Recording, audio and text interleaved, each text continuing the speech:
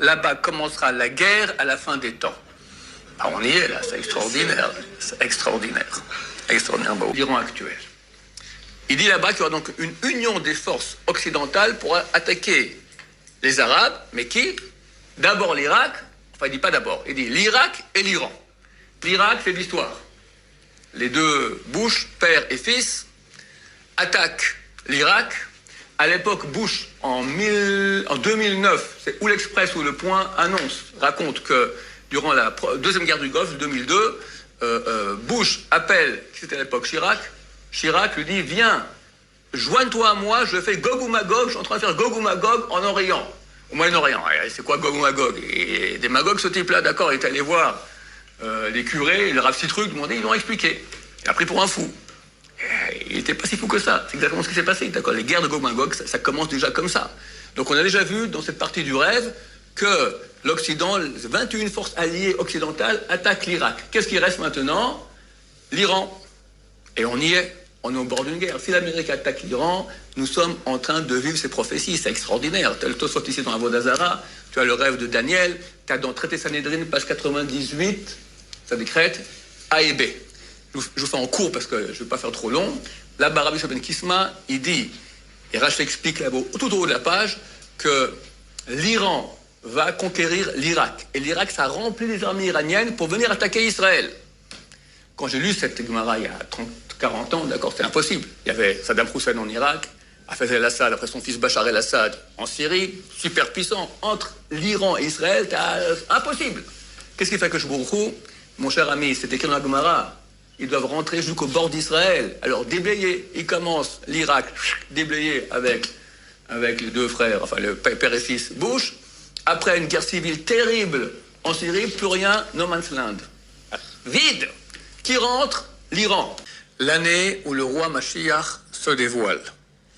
Kol malchei umot haolam mitgarim ze baze. Tous les rois des peuples de la terre sont en conflit.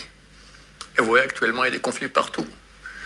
Poutine contre Zelensky, le Pakistan contre l'Inde, la Chine qui veut conquérir Taïwan, il y avait des guerres au Soudan, nous contre l'Iran. Bon, c'est pas le calme total. Le roi de Perse est en conflit avec le roi Midgaré, c'est pas une guerre, c'est en confrontation. En confrontation avec le roi d'Arabie. L'Arabie, c'est l'Arabie Saoudite. Ils sont sunnites. Et les Iraniens sont chiites.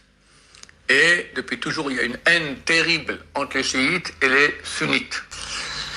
Donc ils sont en confrontation. Volech Melech Aravi, Edom, Litol et Samehem. Et va le roi d'Arabie à Edom, en Occident, pour prendre conseil chez eux. Et je vous ai raconté la chose que j'ai appris par un ami qui est à New York, qui a des amis à Fox News. Pourquoi est-ce que Trump est sorti du G7 comme ça, de façon tout à fait subite? Parce qu'il avait reçu un message de l'Arabie Saoudite. Help! Attention, nous sommes au courant que l'Iran veut nous attaquer. C'est pour ça qu'il a dit tout à coup, ok, on arrête, allez, je vous donne maintenant 2 semaines de négociations pour calmer l'Iran. Et boum, il aura fait exploser les centrales nucléaires. Et tous les peuples de la terre, mitrachim ou mitbaalim, font du bruit et sont terrorisés. Ils tombent sur leur face. Ils seront pris de contraction comme une femme qui accouche. Des mots de vente terribles. Et Israël, mitrachim ou mitbaalim, eux aussi, font beaucoup de bruit et sont terrorisés. Israël vont dire en plus, qu'est-ce qu'on fait? Où aller, où venir? Où aller, où venir? Partout où on va, on ne nous aime pas. On nous poursuit. En Israël, en France, en Amérique, partout. Des versets terribles que je ne veux même pas lire, qui parlent des guerres de fin de temps, où Dieu va se venger, c'est terrible. Et tout cela commencera par un endroit qui s'appelle Botzra. Botzra. Nous, on pourrait dire que c'est Bassora. Bassora qui est en Irak, c'est la frontière entre le Koweït et l'Iran. Mais lui, il dit autrement, je vous dis ce qu'il dit. Il dit, Botzra, elle est entre la frontière de Achour et de la Perse, et elle s'appelle Hormuz. Hormuz, détroit d'Hormuz. et qui est aujourd'hui sous sous la tutelle des Ishmaélites, des Arabes, au Baruch Hayoda Amitatam Shel Varem. Béni celui qui connaît le vrai sens des choses. Peut-être que par là-bas commencera la guerre à la fin des temps. On y est là, c'est extraordinaire. C'est extraordinaire. Extraordinaire. Salam aleichem, alaikum, monsieur Abou Dener.